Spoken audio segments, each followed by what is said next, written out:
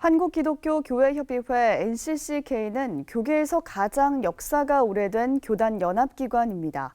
현재 9개 교단이 회원으로 가입해 있는데요. 그런데 이 9개 회원 교단 가운데 예장통합총회가 최근 교회협의회를 탈퇴하려는 움직임이 있어 우려의 목소리가 높습니다. 오늘 파워인터뷰 시간에는 전국목회자 정의평화협의회 전 상임의장 임광빈 목사를 만나서 통합총회가 탈퇴하려는 이유와 탈퇴 가능성에 대해 이야기 들어봤습니다. 고석표 기자입니다. 목사님 안녕하십니까? 네, 반갑습니다. 네, 한국교회 대표 연합기관이죠. 한국기독교교회협의회 네. 줄여서 한국기독교교회협의회 교회협의회라고 하는데 네. 9개의 교단이 있습니다. 회원 네. 교단이. 네. 이 가운데 이제 가장 큰 비중을 차지하고 있는 교단이 예장통합총회인데요. 네. 통합총회가 NCC 안에서 교회협의 네. 안에서 네. 역사적으로 어떤 비중이 있다고 좀 보십니까? 네.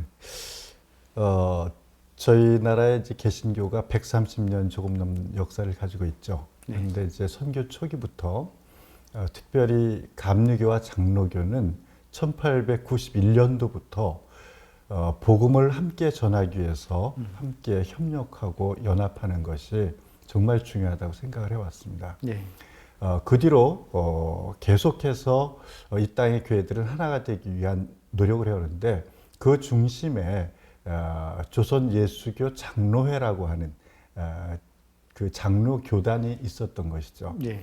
그런 면에서 이 장로교, 특히 지금은 통합 측을 말하고 있는데 이 통합 측은 NCC 창립자나 마찬가지라고 저희가 보고 있는 것이죠. 네. 그 중심에 100년 넘게 이제 우리 장로교회가 있음으로 해서 마치 창립자요 혹은 진행자요 운영자와 같은 그런 역할을 꾸준히 하고 있다고 하는 의미에서 통합 측은 굉장히 중요한 역할을 맡고 있다고 생각하는 것이죠. 네.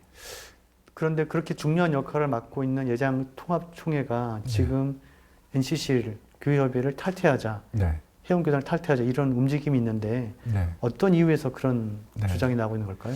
참 안타까운 일인데요. 금년 봄부터 세계 노회가 우리 예장 통합 측이 아쉽지만 NCC를 탈퇴하거나 특별히 NCC 총무를 우리 교단에서 지금 파견했는데 수환해야 되지 않냐고 하는 헌의안을 올린 상태거든요. 네.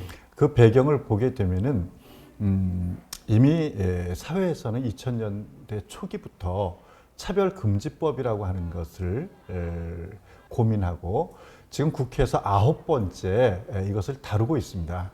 거의 20년 가까이 차별금지법을 다루고 있는데 금년 들어서 한국 개신교회 일각에서 이 차별금지법은 동성애자 옹호법 아니냐라고 하는 그런 이야기들이 돌기 시작을 했죠. 물론 이전에도 있었지만 굉장히 광범위하게 이런 이야기들이 확산되어 왔습니다.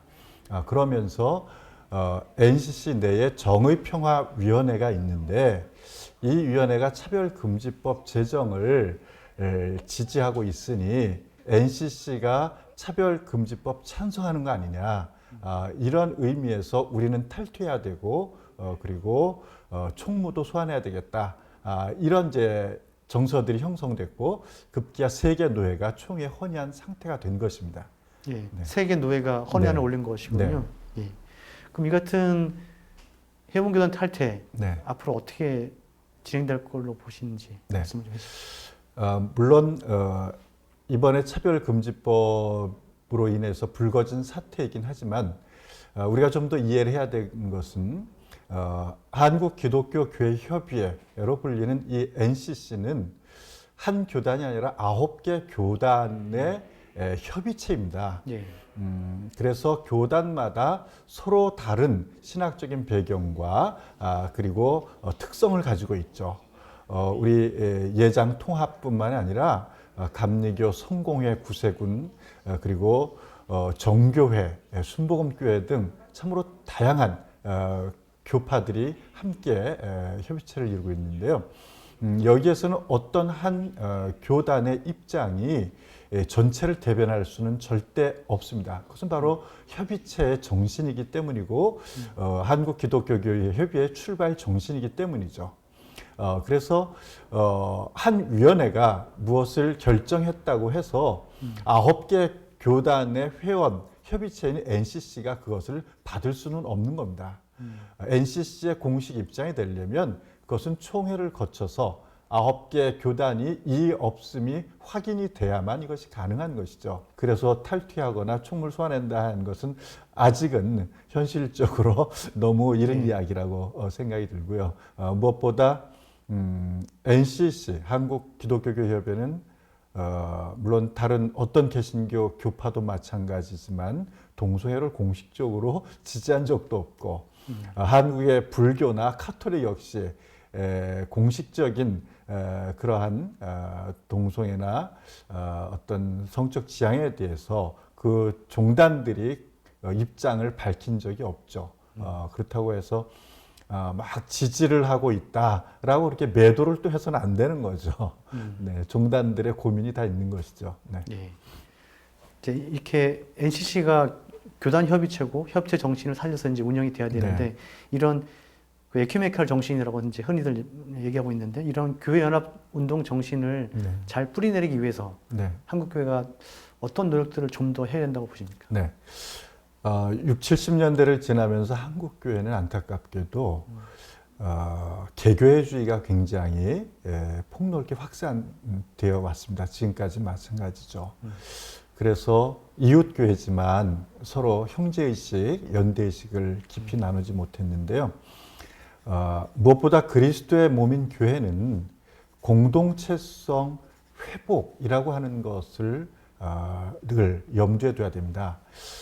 에큐메니칼, 즉 교회 일치, 또 세상과 하나됨을 지향하는 교회들은 먼저 모든 교회가 하나의 교회요, 형제 자매라고 하는 그런 신앙 고백과 의식 속에서 모든 것이 이루어져야 되는데 지금 개교회주의가 너무나 만연되면서 이 공동체성이 한국교회에서 심각하게 훼손되어 있는 것이죠.